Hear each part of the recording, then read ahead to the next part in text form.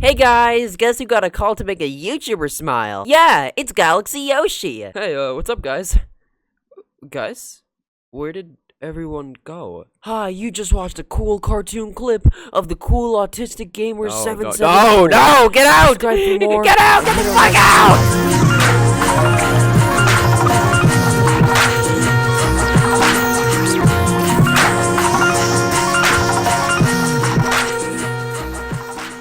Just when I thought that 2024 would be nothing more than a bleak, uninteresting, and boring year. Following the same routine and procedure every single day of my life, I knew from these ongoing experiences that something was clearly missing. But in all dire attempts, I couldn't figure out what. But then March 24th, 2024 came around, and I immediately knew what it was. Smiling Friends Season 2 announcement! Yes! It was stated that Season 2 would premiere on March 31st at midnight, so essentially just April 1st. So alas, we waited, and look, with a release date such as this, it was evident that something was clearly off. But I had been just edging to believe that this could actually be the genuine Season 2. Finally, the night came around, and I still remember I was on a 5-hour drive when coming back from a trip to a city. And I remember that night coming back, the excitement I had of Season 2 finally being released. Yeah, with no surprise, I checked to see that Season 2 had in fact not released. They played us like a damn fiddle! But hey, this wasn't so bad. Not at all, in fact. Since we got to see the first actual episode of Season 2 titled Gwimbly, which I will discuss later. We also got these really abstract remakes of Season 1 episodes Mr. Frog, Shrimp's Odyssey, and Charlie Dies and Doesn't Come Back. But like, sorta using puppets. All of these are fucking brilliant, by the way. But along with all this, we got an actual release date for Season 2. But technically not, since it was rather in the form of one episode that got released each week. And now we're long past the point of Season 2, with it now being finished. And look, unpacking the amount of content within each episode of this season that kept me thoroughly engaged would take forever, but I'm gonna do it the best way I can. By the way, spoilers up ahead for Season 2, assuming that you people have watched it. If you haven't, just do it. You fucking freak. I'm gonna bore you guys to death. First off, I made a video 2 years ago about Smiling Friends Season 1. In that video, I make a very messy and unorganized essay. But a video essay nonetheless. And there are many points and ideas I bring up that reason up to why Smiling Friends was so good. And when you look at it from a specific perspective, how unique it was compared to other cartoons, specifically adult cartoons in terms of comedy. Which, look, I don't know if I'll still stay truthfully to that statement, as I haven't had the time to see the most recent adult animated shows, but that doesn't take away from the fact that this is still such a shining example of what an adult animated cartoon can be. Here's the big question. Does Season 2 live up to the hype? Does it even stand to the same quality of Season 1 of Smiling Friends? In my personal opinion, yes, I adore this season to a large extent. For what feels like the first time, it's just been this continuous collection of weeks where I've genuinely laughed at what a piece of media has had to offer. It's fast, it's bold, it's bizarre, it's witty, it's in your face. It's everything that I just loved about Smiling Friends, and all of it just coming back. Bringing up the producers of the show, Zach Hadel and Michael Cusack, these two people have such a clear intent on what they want to show in Smiling Friends. What they want to bring attention towards, these interesting visuals, fucking Jumbo. These folk also happen to have a very evident presence in internet animation. I think it is enough to show how these users of the internet can go as far as to get their own show greenlit by Adult Swim, and just have it gain so much traction across the globe. It is truly something beautiful. What Smiling Friends has, and it's something that I bring up in the previous video, is the wacky humor. But I noticed that it's actually a mix between very bizarre and absurd, but also dry humor. And it's shows like those where the humor has complete variation in it, and it just adds so much uniqueness and enjoyment. But I feel that something that is important alongside the comedy and the writing are the visuals. Now I'm gonna be sorta copying what Doug Walker said in his review of Smiling Friends Season 2. Look, I love you, nostalgia critic. I really hope we are in good terms, sir. I love your Tom and Jerry movie review. The greatest gift in life's a friend. In this show, there are some of the most demented and sometimes just in-your-face visuals, and it's linked so well with the style of writing. There's something so special about seeing this terrifyingly accurate Bill Nye animation and have him singing about how the world is wonderful with a voice that, by the way, sounds nothing like him. And just have him die shortly afterwards. I think a more prime example would be in a previous episode, Smiling Friends Goes to Brazil, where you have these vastly different colorful designs of Pim, Charlie, Alan, and Gleb, and just having the most realistic, serious discussion. I know it's technically not in Season 2, but I'm trying to make a point here. There's the topic of animation, which I could talk about for hours, but what's most important is the contrast in style that's shown in the series, otherwise called mixed media. Previously, it was shown in 3D Squelton, or the demon in the Halloween episode, which is Keto being blackface, or the devil, and it's great because it's being shown here too. Examples can range from the character model of Gwimbly, Joel Harver, otherwise Doug. No, not that Doug. However, wait a sec! The aliens in the spaceship episode, Rotten the Snowman, or even in one episode where they just have one of the main characters live action.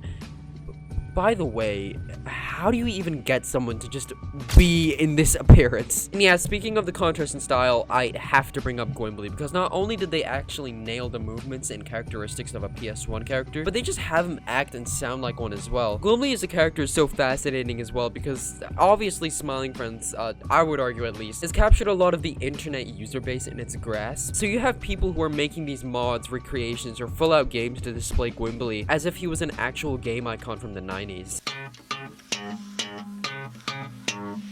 Now before I move on, I have to proclaim a very dark, disturbing, and just ugly recommendation. If you are enjoying the video and want to see more of what I have to offer in the future, be sure to subscribe with notifications on, so you're notified every time Galaxy_Yoshi makes a new YouTube video. Because hey look, I'm gonna be real, I have over 1,000 subscribers, yet less of a quarter of those people actually watch my videos. So if you're enjoying this video so far, be sure to hit the like button and hey, subscribe. And I have a Twitter and Instagram where I just act really silly on it. Back to the video. Going back to a topic I mentioned earlier, Smiling Friends manages to keep on to that bizarre but also really dry humor that it presents in season 1. It's fucking difficult to narrow down some of which in my opinion are the funniest jokes in this series, because there's so many moments where I've just cherished the unmatched comedy of Smiling Friends. But my top favorite has to be the appearance of the flat earth and the realistic reaction of plain horror by Pim and Charlie. That same sort of fear is shown in the Jared Fogle bit as well, because I mean look, that's just some fucked up shit, man. Also, compared to season 1, I feel like season 2 just has so much more to offer in terms of the feelings it wants to evoke. For one, the awkward moments that unravel within the episode, with it being the center point of comedy. For an example, I could bring up the majority of the Mr. President episode, because seriously, just watching this man act in his natural habitat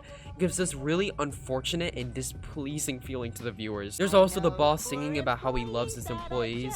I don't even need to explain this one. By the way, this isn't even like a made-up bit in the show. This is something that actually happened. Girls that I just adore.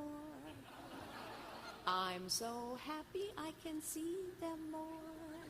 Or this scene in Brother's Egg, which, well, if you watched it, you know exactly what I'm talking about. I also feel what's sort of been more built upon are the characters themselves, the personality, the way they behave, or just the chemistry between each other, which in my personal opinion, I love, because after the season, I've just felt so much more attached to these characters. And it's why I sort of enjoy the episode, The Magical Red Jewel, aka Tyler Gets Fired. Not just because this entire episode is the epitome of an acid trip, but also that we get to see connections between Mr. Boss and Pim, as well as seeing interactions between Alan, Charlie, and Glep. Now, what Smiling Friends has and what always will have are references, cameos, or just anything to splurge out some way of displaying internet content. Now, there were plenty of cameos and references in season 1, but I want to bring up some of my favorites from obviously this season. Joel Harver is great because they didn't even play him out just like one background character. He's just one of the main characters in episode 5, and it's so random and out of place to have him as the brother to this fucking psychopath. Nostalgia critic is Daniel the Demon Slayer. Dude, I fucking screamed.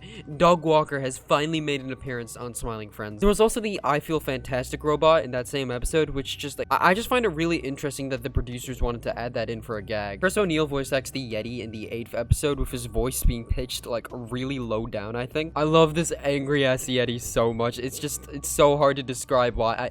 I find characters that look and act like this very amusing. If I see you again on my property, I'm beating your ass. Hard. Well, okay, rude. Huh? What's up? Yeah, that's what I thought. Well, okay. Rude. In President Jimble, what I'm about to say isn't really much of a reference, but rather an idea. It feels very reminiscent of Chris Chan by the way they behave and act incredibly awkwardly. Okay, let me just button some napkins. And I feel that's something that Zach Hadel and Michael Cusack intended for this character, especially since these both had such a key interest on having Chris Chan be a feature on Smiling Friends. Part of what makes season 2 just a little bit different is that I think it's more ambitious. It tries out new episode ideas, creates unique plot lines, or finding out other ways to make a joke. And this is probably why people dislike season 2 to a degree. But if anything, in my eyes, it opens up so many more possibilities for what they could do for certain episodes. I mean, they have one episode where it just focuses on Alan and him going for this stupid ass quest to get paper clips. Or the Halloween episode, otherwise, the boss finds love, which finds this completely unique plotline to save the boss from this wretched beast. Or else the Smiling Friends will be owned by Satan. And I'm gonna say something that no one else is willing to say. This will possibly offend some people. But in many regards, I do prefer season 2 over season 1. But like only a little bit. I still think they're both in the same lane of quality. Is season 2 perfect? No, not necessarily. Honestly, I didn't enjoy every single episode. In my personal opinion, A Brother's Egg felt like the weakest episode in the series. But obviously, it still has some hilarious moments, but like, come on, every episode does. Also, I forgot to mention this, but I just like the title for a couple of these episodes. See a title for one of the episodes, Charlie, Pim, and Bill versus the alien, and you're like, who the fuck is Bill? Then you get introduced to him. Just to see him get fucking eaten up alive, like, okay, what's the fucking point? But overall, season 2 of Smiling Friends has proven to me that Zach Hadel and Michael Cusack have in fact not lost their edge and grip. They've still managed to create another fantastic piece of art, and I'm just glad to see these characters again after 2 years. And yeah, Smiling Friends Season 3 is confirmed, so can't wait for another, most likely, 2 years. Season 2 was great. It was fantastic. 9 out of 10 for me, along with the first season receiving the same score as it was shown in my last video. Hey guys, Galaxy Yoshi from the future here. I'm just here to say that I'm changing my rating of Smiling Friends Season 2 to a 9.5 instead of a 9 because it's that fucking good.